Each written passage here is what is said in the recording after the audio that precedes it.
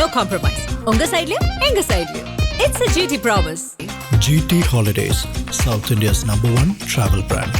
உங்க current bill ஏறிட்டே போகுதா? கவலை விடுங்க. 100% ஈசி கிரேட் காப்பர்ல தயாரிக்கப்பட்ட லெவிட் வயர்ஸ் அண்ட் கேபிள்ஸை பயன்படுத்தி உங்க கரண்ட் பில்லை மிச்சப்படுத்துங்க. என்றென்றும் நம்பிக்கையுடன் Levit cables and wires. Vikram Prabhu வந்து டானாக்காரன் ஒரு படத்தில் நடிச்சிருந்தார் இல்லையா? அந்த படத்தினுடைய இயக்குனர் தமிழ், அவர் தான் இந்த கதைக்கு சொந்தக்காரர். தமிழ் எழுதின கதை தான், திரைக்கதை கூட பார்த்தீங்கன்னா தமிழ் தான் வந்து பண்ணி கொடுத்துருக்கிறாரு. ஸோ தமிழ் இந்த படத்தை பண்ணுறதா இருந்திருக்காரு. முதல்ல இந்த கதையை வந்து லலித்தை சொன்னப்போ லலித் வந்து இந்த கதை ரொம்ப நல்லா இருக்குது, நீங்களே பண்ணுங்கன்னு சொல்லியிருக்காரு. அப்போ தமிழ் வந்து பண்ணுறதுக்கு ஓகேன்னு சொல்லியிருக்காரு. அந்த நேரத்தில் தான் பார்த்தீங்கன்னா கார்த்தி நடிக்கிற மார்ஷல் படத்துக்கு ஒரு கமிட்மெண்ட் தமிழ் கிடச்சிருக்கு. அப்படின்னோன்னு அவர் அப்படியே எந்திரிப்பார், அந்த உட்காந்துருப்பார், எந்திரிச்சு என்னது முஸ்லீமா அப்படின்னுவார். ஆமாம் அப்படின்னோடனே பார்த்தீங்கன்னா அப்படியே அவர் ஃபேஸில் இருக்கும் ஷாட்டு, அவருடைய ஃபேஸில் இருக்கும் ஷாட், அப்படியே டைட்டாக ஃபேஸில் காட்டுவாங்க, அப்படியே வந்து இப்படி இறக்குவாங்க, அவருடைய பேட்ஜுக்கு வரும். அந்த காட்சி புல்லரிச்சு போச்சு. அதான் உண்மை. சுர்ரா எண்ணெய் அப்படின்னு துப்பாக்கி கூட சுர்ரா எண்ணெய். எனக்கே கூஸ்பம்ஸா இருக்கு சார். நடு மண்டையில் அந்த துப்பாக்கியால் நச்சுன்னு அடித்த மாதிரி இருக்கும். அந்த மாதிரி அழுத்தமாங்க ஒரு படம். அந்த படத்துக்குள்ளே வந்து இவ்வளோ அழுத்தமான பல காட்சிகளை சொல்ல முடியுமா அப்படின்னா சொல்ல முடியும். அப்படிங்கிற மாதிரி ஆணி அடித்த மாதிரி காட்சிகள் இருக்குது. ஸோ அந்த மாதிரி பார்த்தீங்கன்னா அந்த கதை வந்து ரொம்ப பிரமாதமாக பண்ணியிருக்காங்க சார். ஒரு 2 மணி நேரம் 2:10 நம்ம ஓடுது ஃபுட்டேஜ். அந்த உட்காந்திங்கன்னா அந்த எந்திரிச்சு வரும்போது உங்களுக்கு மனசு பாரமாக ஆகிற மாதிரி அந்த கதை சொல்லியிருக்காங்க. பட் இந்த படத்துக்கு அப்புறம் விட்டதை அவர் பிடிச்சிருவாரா சார்? இல்லை, விட்டதை பிடிச்சிருவாருங்கிறத விட ஆல்ரெடி அவர்கிட்ட இருந்திருக்கு. இதெல்லாம் ஆல்ரெடி இருந்திருக்கு. எக்ஸ்ப்ளோர் பண்ணுறதுக்கு சரியான இயக்குநர்கள் இல்லாமல் இருந்திருக்கிறாரு. அதாவது சரியான படங்கள் இல்லாமல் இருந்திருக்கிறாரு. நீங்கள் சொன்ன மாதிரி அந்த 2வது படம்லாம் பார்த்தீங்கன்னா ரொம்ப நல்ல படமாக பேசப்பட்டது. லெகசி வந்துருச்சு. அந்த நடிப்பு உள்ளுக்குள்ளே இருக்குது, ரத்தத்தில் இருக்குங்கிறது இந்த படம் வந்து ப்ரூவ் பண்ணிருச்சு. விக்ரம் பிரபுவோட நடிப்பு. அபுதாபியில் வெறும் 50 லட்சத்தில் வீடு. நானோ prime properties Abu Dhabi. Hi QE campus NEET crash 2026 revision attack. எங்க டீச்சர்ஸ் உங்க டைம்ல இந்தியா ரேட்ல. உடனே ஜாயின் பண்ணுங்க. வெறும் ரூபாய் 4720 மட்டுமே. ஆகாயம் நேயர்களுக்கு வணக்கம். விக்ரம் பிரபு அவர்களுடைய நடிப்புல சிறை படம் வெளியாயிருக்கு. வெளியானதுலேருந்தே எக்கச்சக்கமான பாசிட்டிவான ரிவ்யூஸ் அண்ட் ரைட்டப்ஸ் வந்து சோஷியல் மீடியாவில் பார்க்க முடியுது. படம் ரொம்ப நல்லா இருக்கு. விக்ரம் பிரபு அவர்களுக்கு வந்து இது ஒரு ப்ராப்பர் கம்பேக் மூவியா இருக்கும் அப்படின்லாம் வந்து நிறைய கருத்துக்கள் நான் கேட்டேன். பட் அந்த கருத்துக்களோடு நிற்காமல் ஒரு டெடிகேட்டட் ரிவ்யூ வந்து நம்ம நேயர்களுக்காக கொடுத்தா நல்லா இருக்குமே அப்படின்னு சொல்லி ஆஸ்கார் மூவிஸ் தயாரிப்பாளரும் திரைத்துறை ஆர்வலருமான திரு பாலாஜி பிரபு அவர்கள் கூட நம்ம பேச போகிறோம். ஒரு முழு நீள ரிவ்யூ அந்த படத்தை பற்றி கேட்டு தெரிஞ்சுக்க போகிறோம். வணக்கம் சார். வணக்கம். சிறை, உங்களுடைய அனுபவத்தை வந்து பகிர்ந்துக்கிட்டீங்க. அதே மாதிரி உங்களுடைய எக்ஸ்பெக்டேஷன்ஸ் வந்து படம் பூர்த்தி செஞ்சா சார் சிறை? அதாவது சிறையை பொறுத்த வரைக்கும் பார்த்தீங்கன்னா அற்புதமான படம். ஓகே, எல்லாருமே பார்க்க வேண்டிய படம். உணர்வுகளோட கனெக்ட் ஆகிற மாதிரி வந்து படத்தை வந்து சொல்லியிருக்காங்க. லவ் சப்ஜெக்ட் தான், காதல் கதை தான். அதாவது அதனுடைய மையம் அப்படின்னா நீங்கள் காதல் தான் அதை சொல்லியிருக்காங்க. ஆனால் அதில் அந்த ஒரு ஹீரோ நடிச்சிருக்காரு, லலித் குமாரோடைய சன்னு. எஸ், அவர் பார்த்தீங்கன்னா ரொம்ப பிரமாதமாக பண்ணியிருக்காரு. இன்ஃபேக்ட் அவருக்கு டெபியூ இல்லை சார் இது? ஆமாம், டெபியூ. இவ்வளவு யதார்த்தமாக இவ்வளவு வந்து நடிப்பை வந்து வெளிக்கு கொண்டு வர முடியுமா?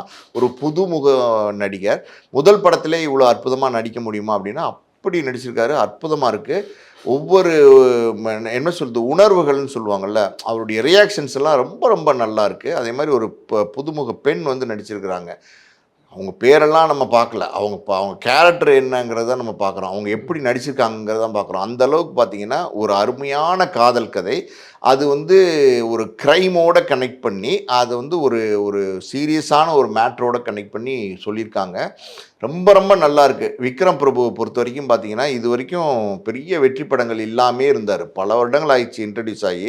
குங்கிக்கு அப்புறம் பார்த்தீங்கன்னா பெருசாக வந்து விக்ரம் பிரபு வந்து பேசப்படலை. இந்த படத்தில் பார்த்தீங்கன்னா விக்ரம் பிரபுவால் இவ்வளோ அற்புதமாக நடிக்க முடியுமா, இவ்வளோ அருமையான ஒரு நடிப்புத்திறன் உள்ள அவருக்குள்ளே இருக்கா அப்படின்னு சந்தேகப்படுற அளவுக்கு, அப்படி இருந்தால் ஏன் இவ்வளோ நாள் வெளிப்படுத்தாமல் இருந்தார் அப்படிங்கிற கேள்விகள் எழுற அளவுக்கு பார்த்தீங்கன்னா ரொம்ப ஷட்டில்டாக, ரொம்ப அந்த கேரக்டருக்கு என்ன வேணுமோ ஒரு போலீஸ் கான்ஸ்டபிளாக நடிச்சிருக்காரு. ரொம்ப நல்லா நடிச்சிருக்காரு. அதாவது இது வரைக்கும் நான் விக்ரம் பிரபு படம் பார்த்துருக்கேன், பல படங்கள் பார்த்துருக்கேன். இந்த படத்தில் அவருடைய பர்ஃபார்மன்ஸ் வந்து எக்ஸ்ட்ராடனரியாக இருக்குது. அடுத்தடுத்து அவருடைய படங்கள்லாம் நிறையா படங்கள் இந்த மாதிரி நல்ல கதைகளோடு வரும் அப்படின்னு நம்ம எதிர்பார்க்கலாம். விக்ரம் பிரபு வந்து டானாக்காரன் ஒரு படத்தில் நடிச்சிருந்தார் இல்லையா? அந்த படத்தினுடைய இயக்குனர் தமிழ், அவர் தான் இந்த கதைக்கு சொந்தக்காரர். தமிழ் எழுதின கதை தான், திரைக்கதை கூட பார்த்திங்கன்னா தமிழ் தான் வந்து பண்ணி கொடுத்துருக்கிறாரு. ஸோ தமிழ் இந்த படத்தை பண்ணுற பண்ணுறதா இருந்திருக்காரு. முதல்ல இந்த கதையை வந்து லலித்தை சொன்னப்போ லலித் வந்து இந்த கதை ரொம்ப நல்லா இருக்குது, நீங்களே பண்ணுங்கன்னு சொல்லியிருக்காரு. அப்போ தமிழ் வந்து பண்ணுறதுக்கு ஓகேன்னு சொல்லியிருக்காரு. அந்த நேரத்தில் தான் பார்த்தீங்கன்னா கார்த்தி நடிக்கிற மார்ஷியல் படத்துக்கு ஒரு கமிட்மெண்ட் தமிழ் கிடச்சிருக்கு. அந்த படத்தை அவர் பண்ணுறதுனால அது ஒரு கோஸ்டல் ஏரியாவில் எடுக்கிற மாதிரியான ஒரு கதை. ஸோ முழுசாக அதில் ஒரு கவனம் இருக்கணும் அப்படின்னும் போது இதை வந்து திருப்தியாக கொடுக்க முடியாது, இது ஒரு அருமையான கதை அப்படின்னும் போது இந்த கதையை வேறு யாராவது வச்சு பண்ணிக்கோங்கன்னு கொடுத்துருக்காரு. அந்த படத்தை வந்து பார்த்திங்கன்னா சுரேஷ் ராஜகுமாரி அப்படின்னு வந்து ஒரு புதுமுக இயக்குனர் தான் பண்ணியிருக்காரு. ஒவ்வொரு சீனும் நுணுக்கமாக ஒரு கதையை சொன்னீங்கன்னு வச்சுக்கோங்களேன், அந்த படம் வந்து வெற்றியடையும். அப்படிங்கிறதுக்கு இந்த சிறை ஒரு உதாரணம். மொத்தத்தில் பார்த்தீங்கன்னா உங்களுக்கு வந்து உட்காந்து படம் பார்க்க ஆரம்பித்ததுலேருந்து முடிகிற வரைக்கும் உங்களுக்கு வந்து அந்த படத்தோடு ஒரு கனெக்ட் இருந்துக்கிட்டே இருக்குது. அந்த படத்தை பார்க்குற ஒவ்வொரு சீனும் ஒவ்வொரு விஷயமும் பிரமாதமாக இருக்குது. இது தேவையில்லையே, இது எதுக்கு கொண்டு வந்தாங்க அப்படின்னு நினைக்கவே முடியல. ஒரு டயலாக் கூட அப்படி நினைக்க முடியல. அவ்வளோ திருத்தமாக அவ்வளோ வந்து பர்ஃபெக்டாக அந்த படத்தை எடுத்திருக்காங்க. ஸோ மொத்தத்தில் மிகப்பெரிய ஒரு வெற்றி படமாக இந்த ஆண்டின் மிக சிறந்த படம். அதாவது வெற்றி படங்கள் நிறையா வரும், கமர்ஷியலான படங்கள் கூட வெற்றி படங்களாக பார்க்கலாம். ஆனால் சிறந்த படம் என்னைக்கா இருந்தாலும் பார்த்தீங்கன்னா இந்த சிறை ஒரு காவியமாக இருக்கும். பல வருடங்களுக்கு முன்னாடி ஆர்சி சக்தி இயக்கத்தில் லட்சுமி ராஜேஷ் நடித்து சிறைன்னு ஒரு படம் வந்துச்சு. அந்த படமே பார்த்தீங்கன்னா ரொம்ப நல்ல படம். அது அன்றைய காலத்தில் பேசப்பட்ட ஒரு அழுத்தமான படம். இன்றைக்கும் அந்த படம் பார்த்தீங்கன்னா யூடியூப்லாம் இருக்குதுன்னு நினைக்கிறேன். போய் பார்த்தீங்கன்னா நல்ல அழுத்தமாக இருக்கும், அந்த கதையெல்லாம் ரொம்ப நல்லாயிருக்கும். அதுக்கப்புறம் பல வருடங்களுக்கு அப்புறம் வந்திருக்குது இந்த சிறை, மறுபடியும் பார்த்தீங்கன்னா ரொம்ப பிரமாதமாக இருக்குது. தரமான படைப்பு, ஒரு இந்த வருடத்தின் சிறந்த படைப்பு. விக்ரம் பிரபு அவர்களை வந்து அந்த போலீஸ் கெட்டப்பில் காக்கி கெட்டப்பில் பார்க்கும்போது எனக்கு டக்குன்னு ஸ்ட்ரைக்கன் வந்து டானாக்காரன் தான். இன்ஃபேக்ட் டானாக்காரன் வந்து தமிழ் சருடைய படம் தான். அவர் ஒரு முன்னாள் காவல்துறை அதிகாரி, அதில் பணியாற்றிட்டு தான் திரைத்துறை வந்திருக்காரு, போலீஸாகவும் நடிச்சிட்டாரு ஜெய்பீமில். இப்போ இதெல்லாம் கனெக்ட் பண்ணி பார்க்கும்போது சார் இந்த அவருடைய காவல்துறை அனுபவமோ இல்லைன்னா டானாக்காரனுடைய தாக்கம் இந்த படத்தில் இருந்துச்சா? இல்லை, டானாக்காரனுடைய தாக்கம் இதில் இருக்குன்னு நம்ம சொல்ல முடியாது. அது வேற கதைக்களம், ரெண்டுமே வேற வேற, டோட்டலாகவே வேற வேற. அது வேற கதைக்களம், இது வேற கதைக்களம். ஆனால் நீங்கள் சொன்ன மாதிரி பார்த்தீங்கன்னா அவர் போலீஸில் தான் ஒர்க் பண்ணிட்டு படம் பண்ணுறதுக்கு வந்திருக்காரு தமிழ்ங்கிறவர். அதனால் அந்த போலீஸில் ஒர்க் பண்ணதுனால டீட்டெயிலிங்னு சொல்லுவாங்க. அதாவது உள்ளுக்குள்ளே நடக்கிற நுணுக்கங்கள், உள்ளுக்குள்ளே நடக்கிற ஒவ்வொரு விஷயத்துக்கும் என்ன இம்பார்ட்டன்ஸ் இருக்குது, எவ்வளோ வந்து அதை நேர்த்தியாக வந்து எடுத்து சொல்ல முடியுமோ அந்த அளவுக்கு ஒரு இன்சைடரா நீங்கள் கரெக்டாக சொன்னீங்க. அந்த வார்த்தை வந்து கரெக்ட். இன்சைடர் அப்படின்னும் போது உள்ளுக்குள்ள ஒரு விஷயத்துக்குள்ள ஒரு விஷயம் ஒருத்தன் இருந்து அங்கே வாழ்ந்து அந்த வாழ்ந்த கதையை வந்து வெளியில் சொல்லும் போது அது வந்து எப்படின்னா வாழ்க்கை மாதிரியே இருக்கும், நிஜமான கதை மாதிரியே இருக்கும். அப்படி வந்து பார்த்தீங்கன்னா ஒரு போலீஸ்காரராக இருந்தவர் இந்த போலீஸ்க்குள்ளே நடக்கிற விஷயங்கள் இருக்குது பார்த்தீங்களா, நமக்கு தெரியுமா தெரியாது, ஆனால் உள்ளுக்குள்ளே இருந்ததுனால அதை ஃபாலோ பண்ணி அதை நுணுக்கமாக வந்து திரைக்கதையில் கொண்டு வந்த அந்த டானாக்காரனே பார்த்தீங்கன்னா ஒரு நல்ல வெற்றி படம் தான். அது வந்து நல்ல பேசப்பட்ட படம், நல்ல நுணுக்கமாக அந்த படத்தை சொல்லியிருந்தார். அது ஒரு அற்புதமான படம் தான். அதுக்கப்புறம் இந்த கதையை வந்து அதே கதைக்களத்தில் தான், ஆனால் வந்து அது வேற ஒரு கதை, அது வேற இது வேற அப்படிங்கிற மாதிரி. ஆனால் அதே வந்து போலீஸ் ஸ்டோரி வந்து கனெக்ட் ஆகிறதுனால அந்த கனெக்டிவிட்டி இருந்தாலும் கூட அது வந்து ஒரு காதல் உள்ள ட்ராவல் ஆகுது. எப்போவுமே நீங்கள் ஒரு கதையை சொல்லும்போது அதுக்குள்ளே ஏதோ ஒரு உயிரோட்டமான ஒரு விஷயம் இருந்துச்சுன்னு வச்சுக்கோங்களேன், அந்த படங்கள் வந்து பொதுவாக வெற்றி அடையும்.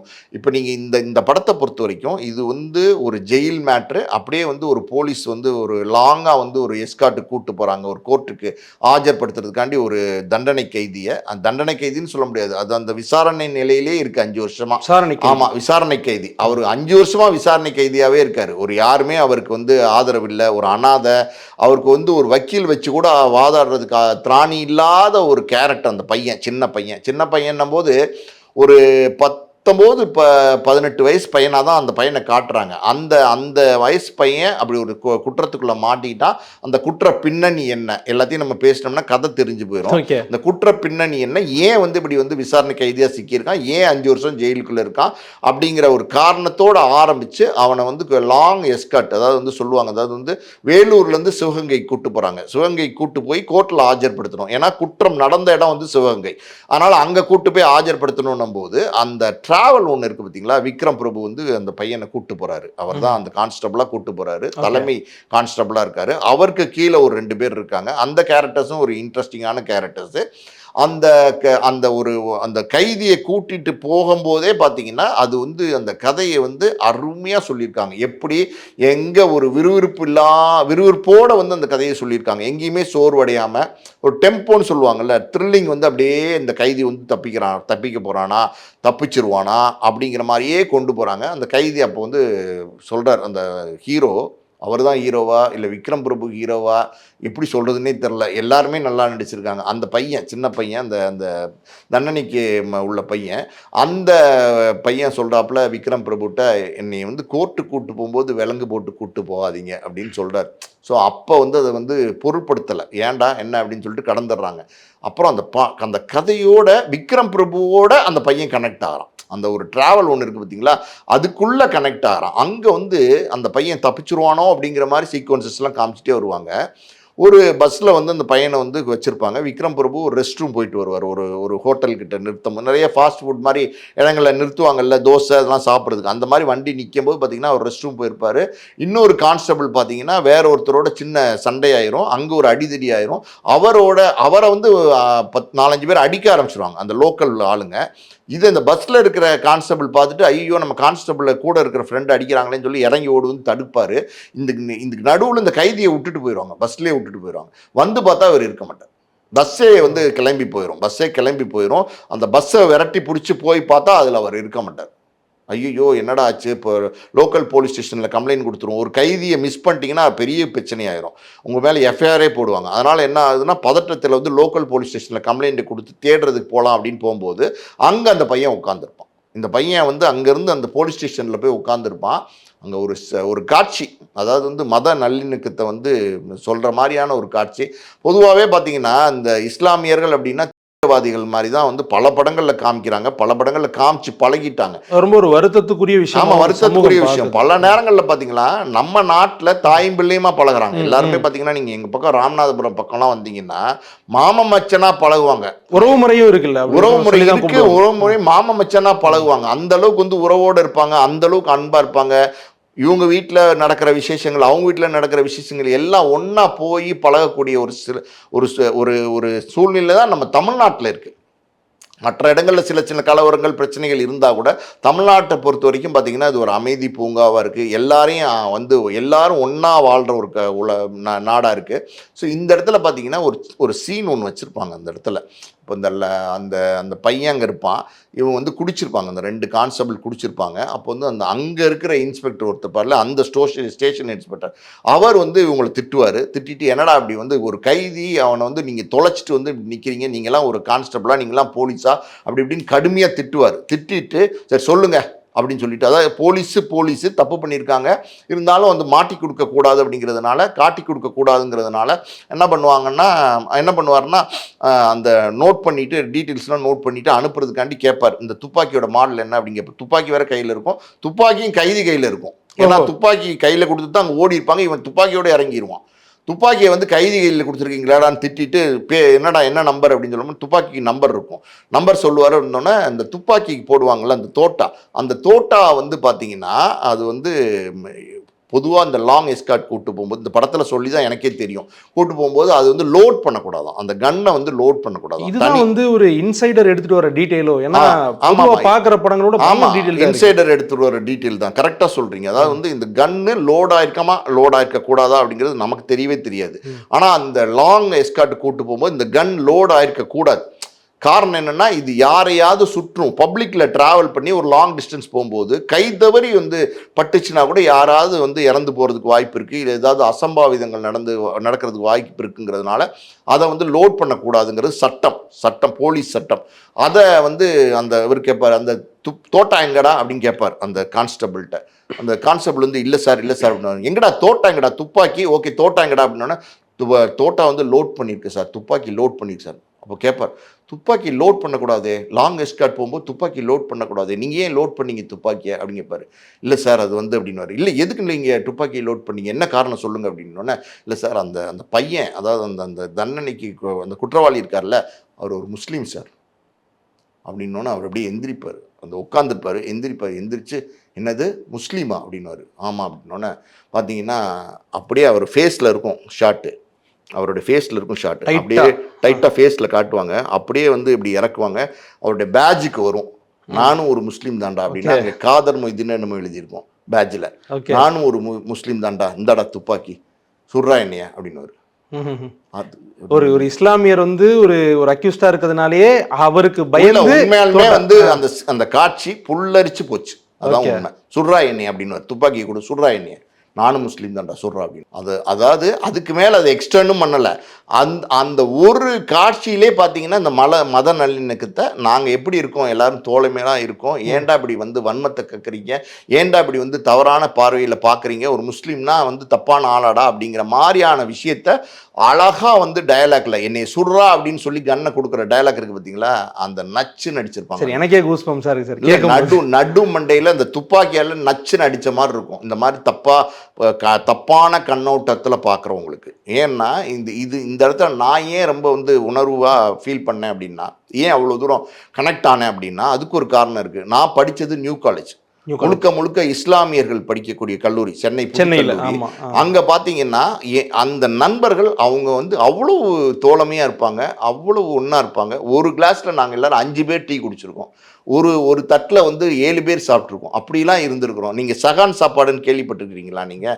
அதாவது இந்த நாகூர், நாகப்பட்டினம், காரைக்கால்லாம் போனீங்கன்னா சகன் சாப்பாடுன்னு சொல்லுவாங்க. அதாவது பிரியாணி எல்லாத்தையும் பார்த்தீங்கன்னா ஒரு பெரிய தட்டு, இந்த தாம்பழத்தட்டு மாதிரி இதில் போட்டுருவாங்க, சிக்கன் வச்சுருவாங்க, அதில் வந்து ஸ்வீட் வச்சுருவாங்க, அதில் வந்து என்னென்ன இருக்கோ அந்த விருந்துக்கு தேவையானது எல்லாமே வச்சுருவாங்க. அந்த தட்டில் ஒரு 5 பேர் உட்காந்து சாப்பிடுவாங்க. இந்த பக்கம் உட்காந்து ஆளுக்கு ஒரு பக்கம் வந்து பரட்டி சாப்பிடுவாங்க.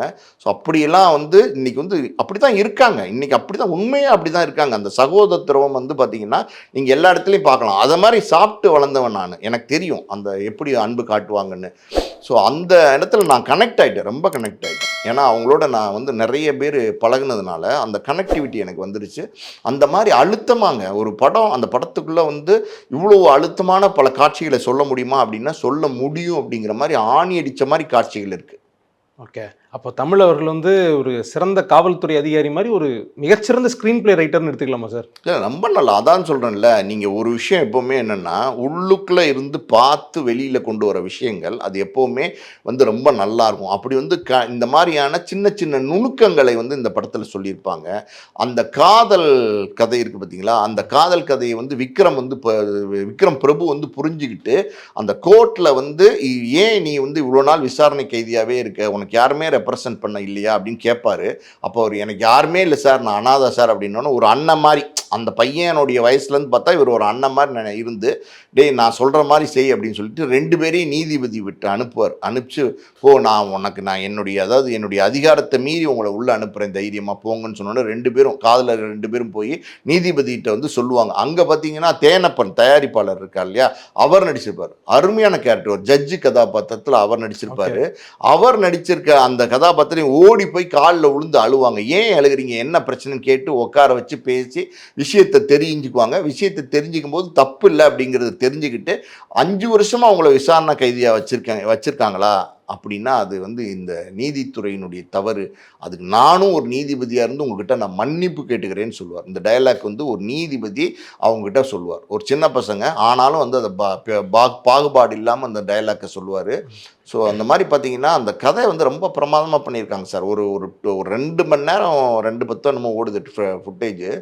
அந்த உட்காந்திங்கன்னா அந்த எந்திரிச்சு வரும்போது உங்களுக்கு மனசு பாரமாக ஆகிற மாதிரி அந்த கதையை சொல்லியிருக்காங்க. ஓகே, இவன் வேறு மாதிரி வரும்போது சார், கும்கி முடிஞ்சு இவன் வேறு மாதிரி வரும்போது நான் படித்த ஞாபகம் இருக்குது. நிறைய பேர் என்ன எழுதியிருந்தாங்கன்னா டோட்டலாக விக்ரம் பிரபு அவர்கள் வந்து மாற்றுறோம், அவர் எப்படி அவருடைய இயல்பே நாங்கள் மாற்றுறோம் அப்படின்லாம் எழுதுனாங்க. அடுத்தடுத்த படங்கள் வருது, சில படங்கள் ஃபெயில் ஆகுது, பெருசாக போகல. பட் இந்த படத்துக்கு அப்புறம் விட்டதை அவர் பிடிச்சிருவாரா சார்? இல்லை, விட்டதை பிடிச்சிருவாருங்கிறத விட ஆல்ரெடி அவர்கிட்ட இருந்திருக்கு, இதெல்லாம் ஆல்ரெடி இருந்திருக்கு.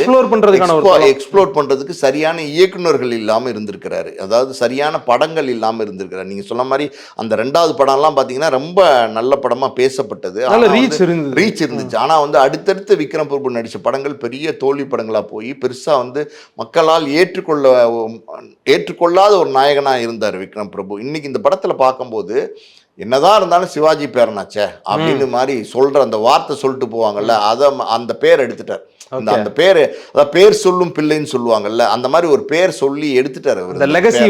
லெகசி வந்துருச்சு. அந்த நடிப்பு உள்ளுக்குள்ள இருக்கு, ரத்தத்துல இருக்குங்கிறது இந்த படம் வந்து ப்ரூவ் பண்ணிருச்சு. விக்ரம் பிரபுவோட நடிப்பு அந்த அளவுக்கு வந்து இந்த படத்துல வந்து ரொம்ப, அதான் சொல்றேன்ல, இந்த படத்துல உள்ள கதாபாத்திரங்கள் எல்லாருமே பாத்தீங்கன்னா ரொம்ப யதார்த்தமான கதாபாத்திரங்கள். அந்த பொண்ணோட அக்கா ஒன்று இருக்கும், அம்மா ஒன்று இருக்கும், அதை சுற்றி ஒரு மச்சன், அந்த அக்கா புருஷன் ஒருத்தன் இருப்பான். இப்படி இந்த பையன் இருக்கான்ல, இந்த பையனுக்கு ஒரு அம்மா இருப்பாங்க. ஸோ இந்த கதைக்களமே, இந்த கதைக்களத்துக்குள்ள வர கதாபாத்திரங்கள் எல்லாருமே ரொம்ப இயல்பான, ரொம்ப வந்து இந்த, அதாவது பார்த்தா ஆமாம் இப்படி தானே இருப்பாங்க சொசைட்டியில் அப்படின்னு தோணக்கூடிய சினிமா அப்படிங்கிறத மீறி உங்களுக்கு ஒரு கனெக்ட் வரும்ல, இது படம்டா நம்ம பார்க்குறோம் அப்படின்னு தோணும்ல, அது தோணாத அளவுக்கு கதை சொல்லியிருக்காங்க. ஓகே, பாலாஜி பிரபு சார் வந்து அவங்களுடைய ஸ்டைலில் இந்த படத்தை ரொம்ப டீட்டெயில்டாக ரிவ்யூ பண்ணிட்டாங்க. படம் பார்த்தவங்களா இருந்தால் உங்களுடைய கருத்துக்களை வந்து கமெண்ட்டில் சொல்லுங்கள். பார்க்கல அப்படின்னா படத்தை போய் பார்த்துருங்க. எனக்குமே இந்த ரிவ்யூ கேட்டதுக்கப்புறம் சீக்கிரம் போய் பார்க்கணும் அப்படின்னு தோணுது. உங்களுடைய கருத்துக்களை மறக்காமல் கமெண்ட்டில் சொல்லுங்கள். ரொம்ப டீட்டெயிலான ரிவ்யூவாக இருந்துச்சு சார். தேங்க்யூ. நன்றி. No compromise. உங்க சைட்லயும் எங்க சைட்லயும். It's a GT promise. GT Holidays, South India's #1 travel brand. உங்க கரண்ட் பில் ஏறிட்டே போகுதா? கவலை விடுங்க. 100% ஈஸி கிரேட் காப்பர்ல தயாரிக்கப்பட்ட லெவிட் வயர்ஸ் அண்ட் கேபிள்ஸை பயன்படுத்தி உங்க கரண்ட் பில்லை மிச்சப்படுத்துங்க. என்றென்றும் நம்பிக்கையுடன் லெவிட் கேபிள்ஸ் அண்ட் வயர்ஸ். அபுதாபியில் வெறும் 50 லட்சத்தில் வீடு. நானோ பிரைம் ப்ராப்பர்ட்டிஸ் அபுதாபி. HiQE campus NEET crash 2026 revision attack. எங்க டீச்சர்ஸ் உங்க டைம்ல இந்தியா ரேட்ல. உடனே ஜாயின் பண்ணுங்க. வெறும் ரூபாய் 4720 மட்டுமே.